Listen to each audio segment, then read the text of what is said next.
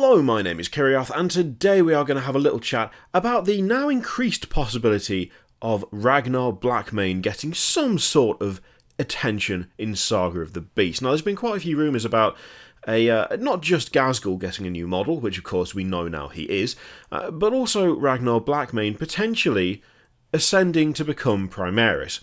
Now, there's also been a lot of stuff saying that there's not going to be a Space Wolves character. It's all been pretty evenly spread, but now at the very least we know that he is going to be part of Saga of the Beast, most likely anyway. And that of course increases the chance of him having some sort of model release. Now, it could just be that he's part of the story and he doesn't actually get a new model, although I'd be surprised if that was the case. But we know he's going to be there, at the very least, by the look of things. So there was a short story put on the Warhammer community site today, and essentially it's Space Wolves celebrating a victory over the Orcs, and a rune priest who is present is not happy about this. You're supposed to honour the dead and celebrate victory, and he doesn't really feel like it's worth celebrating because there is going to be a horrendous rolling tide of green led by a king on an iron throne with a banner with black bull's horns. It's Ghazghkull. So he kind of shares his visions, his prophecy. And towards the end of this short story, he mentions a specific twist to it, which is that it's just going to drown humanity in billions of deaths and a never-ending cycle of bloodshed. But at the very end, he says, "But where fear raises its head, there is also defiance," the rune priest shouted, spreading his arms. "The black wolf comes forth from the darkness of his lair. His strike will be rash, but it will draw blood.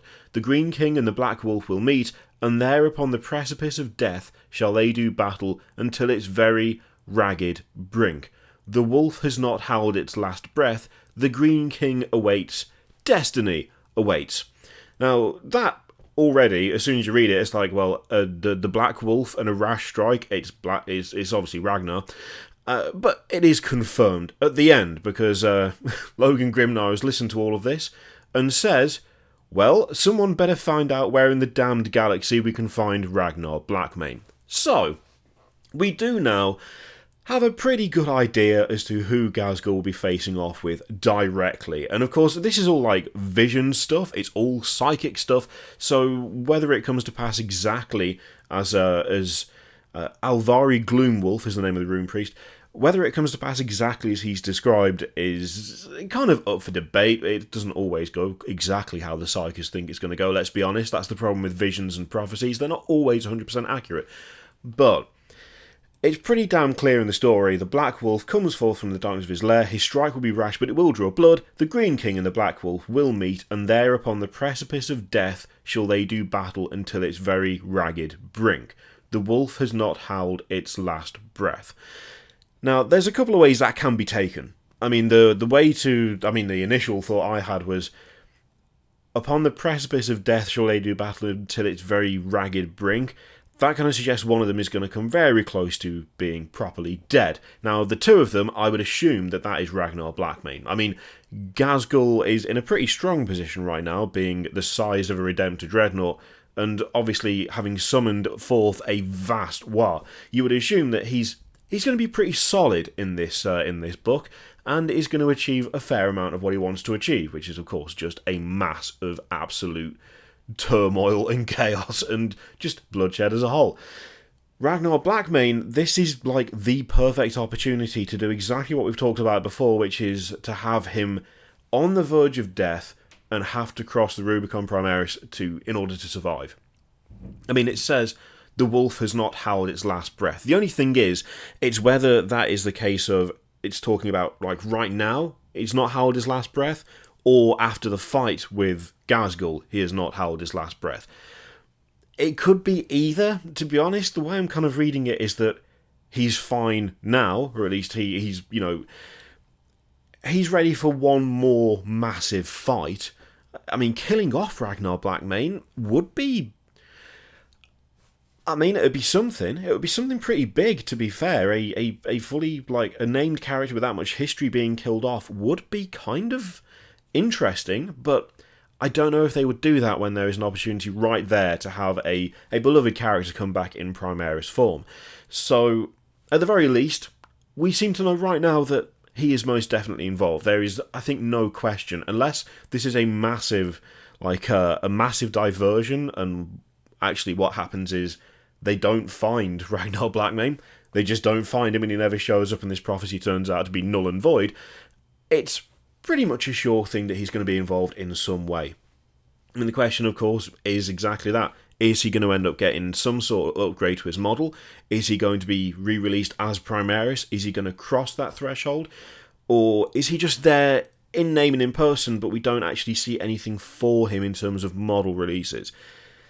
It's obviously incredibly difficult, borderline, and in fact totally impossible to tell right now. We'll find out soon enough, of course.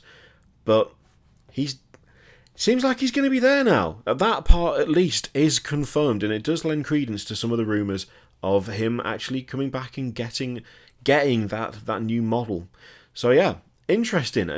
Actually, quite a cool little story. I quite liked it. I have to admit, the Space Wolf stuff, I've always had I've had a soft spot for them since Burning of Prospero, which is one of my favourite Horus Heresy books. I never rated them particularly highly before that, but that kind of gave them, I don't know, it gave them a lot more personality than it felt like they had before then, although, I don't know, it was just a good book. It was a good book, and I liked how totally different they were to every other chapter. Them and the White Scars, I think the Horus Heresy really did a lot to properly instill some really fun mythology behind them. And reading stuff about them now is kind of like, it's not quite the same, because they were really, really interesting, and I guess, like, in a way kind of dark and so feral compared to everyone else during the Horus Heresy, but reading this back now has kind of got me excited again. It's like, oh, you know what, I'll be honest, I was rooting for the Orcs, but the Space Wolves being involved just reminds me of how cool the Space Wolves are. So yeah, be interesting to see what that leads to, if anything. I mean, if it is just a diversion and we don't see Ragnar Blackmane at all, then well played, and also, what the hell, but could mean cool stuff. Could mean cool stuff. So yeah, let me know what you think of that in the comments down below. Feel free to leave your speculation, your ideas as to what this could mean, if anything, or do you think it's just going to be Ghazghkull still, and actually Blackmane will just be there as like a named character, but nothing significant will happen with him? Let me know what you think in the comments, and of course feel free to click all the things, Patreon, video, subscribe.